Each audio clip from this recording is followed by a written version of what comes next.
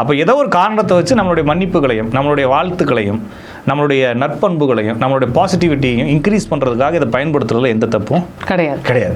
அது இது மாதிரி இன்னும் ஒரு 10-15 இருந்துச்சுன்னா இன்னும் சந்தோஷம் தான். அப்போ தீபாவளி, பொங்கல் இது மாதிரி எதையாச்சும் ஒன்று எடுத்துக்கிட்டு கடந்த காலங்களில் நம்ம செஞ்ச தப்போ அல்லது கடந்த காலத்தில் நம்மளுக்கு பிடிக்காத வேண்டத்தகாத செயல்களாலேயோ இருந்துச்சு அப்படின்னா அதை ஃப்ரெஷ் பண்ணுறது.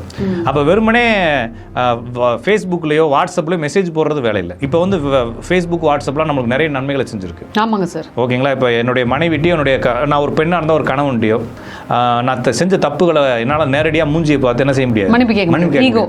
ஆனால் வாட்ஸ்அப்பில் சாரின்னு ஒரு மெசேஜ் போட்டுடலாம். போட்டுட்டு நம்ம செல்லை ஆஃப் பண்ணி கூட வச்சிடலாம். ஓகேங்களா? கூச்சமாக இருந்தா சரிங்களா? ஈஸி. நான் என்னுடைய குரூப்பில் நான் சொல்லுவேன், என்ன கிளாஸ் நடக்கும்போது சொல்லுவேன், ஆண்கள் பெண்களுக்கு, உங்கள் ஒய்ஃபுக்கு, பெண்கள் உங்களுடைய ஹஸ்பண்டுக்கு ஐ லவ் யூ மெசேஜ் அனுப்புங்க. நேராக அவங்களால சொல்லவே முடியாது வாழ்க்கையில். கல்யாணத்துக்கு பிறகு யாருமே யாருக்கும் ஐ லவ் யூ சொல்லவே முடியாது, சொல்ல மாட்டாங்க. ஓகேங்களா? ஆனால் மெசேஜ் அனுப்பிச்சு பாருங்க, அன்னைக்கு இருந்து அவங்களுடைய லைஃப் ஒரு மாதமாச்சும் பெட்ரோல் போட்ட மாதிரி ஓடும் இல்லைங்களா?